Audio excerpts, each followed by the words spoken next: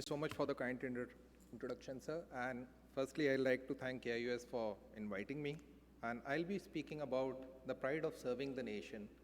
And I'd like to highlight some leadership aspects while we try to serve the country. So this will be the structure of my presentation. I'll start with an anecdote. This is the usual scenario where we are serving in our initial years. And as a young captain, I was serving in these mountains. And I'll start with this story about a cold blue man. So on a fine evening when the snowstorm is going on, the orderly comes, thumps, and says proudly that, sir, a cold, motionless person has arrived in the MI room. So MI room is not the myocardial infarction room, it's our medical inspection room. It is akin to the accident and emergency of a peripheral hospital.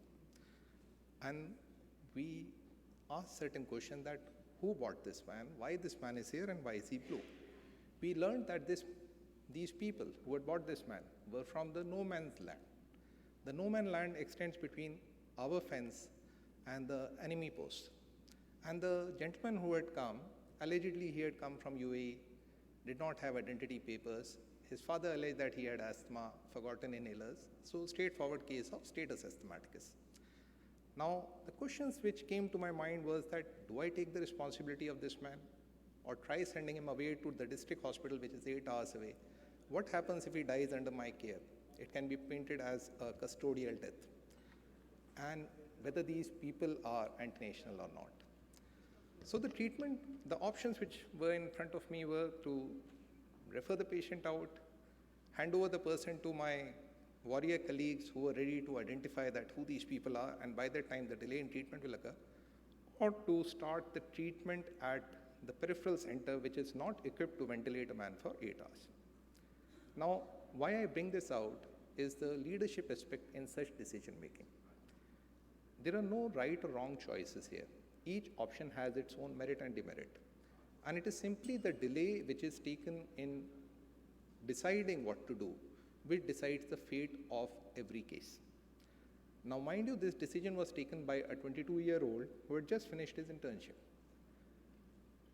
And the key aspect was that to realize that every action that a leader takes has consequences, and many a time these consequences are personal, even to jeopardize his own career.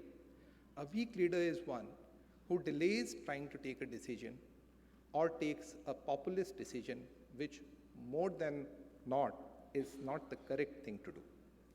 But when you're serving the interest of the nation, things become a little simpler, because every time you think that how this decision will impact the fabric of my country, the image of my nation.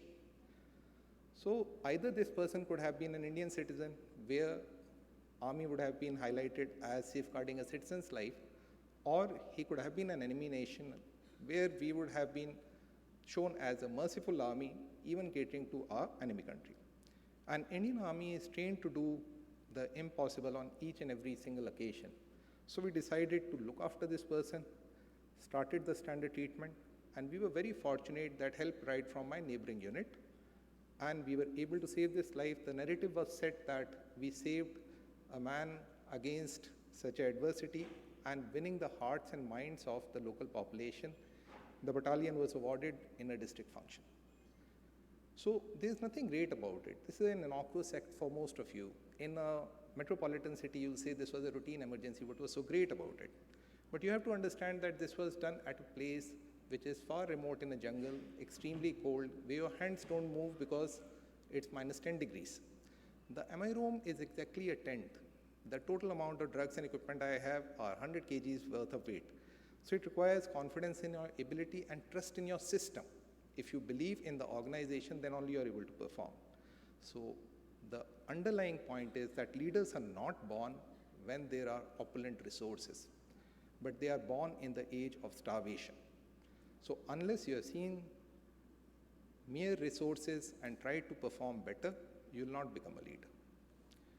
The next point is, why serve? So it was beautifully brought out by a sensor that why serve?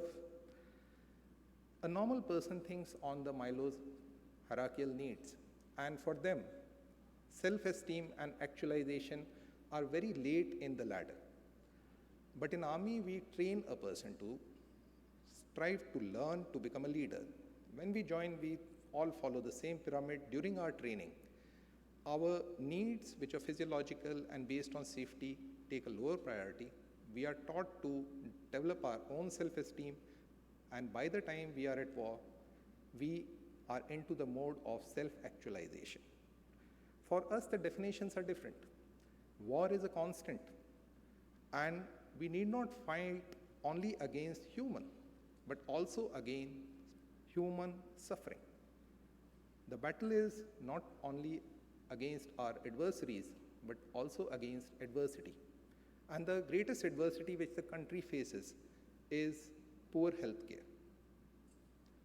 The nation can be built by land, people, government, but you need an army to protect all these. And that is where our pride arises in serving this army. This has been my journey. At 16, I had to pledge myself to the armed forces. By 21, I was at a zonal hospital. By 22, 4 years of field service.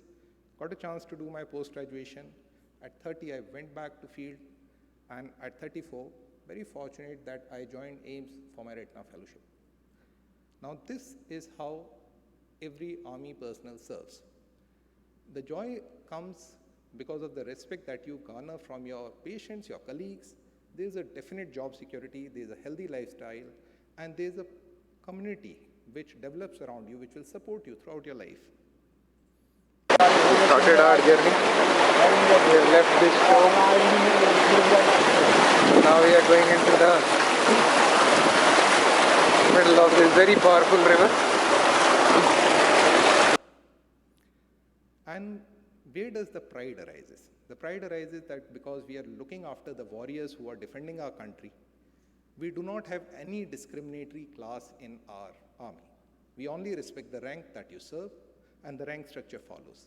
There are no financial implications when we are treating a patient, so you take the best possible decision for your patient. And we serve everyone from the Lamas in Ladakh to the Adivasis in Andaman, from the Swatantrata Senanis to the honorable presidents. Leadership in army arises out of a jugglery of the situation you are given, the group that you are to lead, and your own personal assets.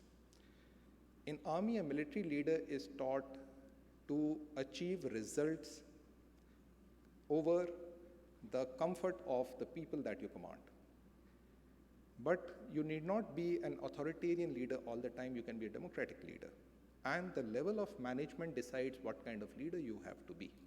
So this is a point which I bring out to all the youngsters who are here, that if they have to reach the top, they have to decide that what kind of skills they have to develop. A conceptual skill, if it is nurtured, will definitely lead your way forward. And to excel as a leader, each one of you can look at this table and identify yourself that which stage you are at. As an ophthalmologist, the last anecdote that I'll bring out, that in 2012 I was in Upper Assam. We had a hospital which was looking after the local population for cataract surgeries, but our clientele was very few. The annual cataract surgery rate for non-military personnel was 170, and our district blindness control society projected an unmet need of 93%. The poor subscription was leading to a budget reduction. So we had no money, no patient, no modern equipment. How to improve the condition? So there was a tremendous challenge because the social fabric of Upper Assam was divided based on the tribes, the caste, the religion, native state, and economic disparity, and to add to that, the floods. There was a dearth of knowledge. That is why the intermediaries which had to give our message to our clientele were taking out political mileage out of this. So we decided to move out of our social comfort zone. We did a door-to-door approach, identified potential youth leaders in the society, empowered them by giving them access to mass media, and the initial surgical part, we motivated the social establishment, the civil establishment to take care, taking the patient from their home to the hospital and back. The success rided out slowly.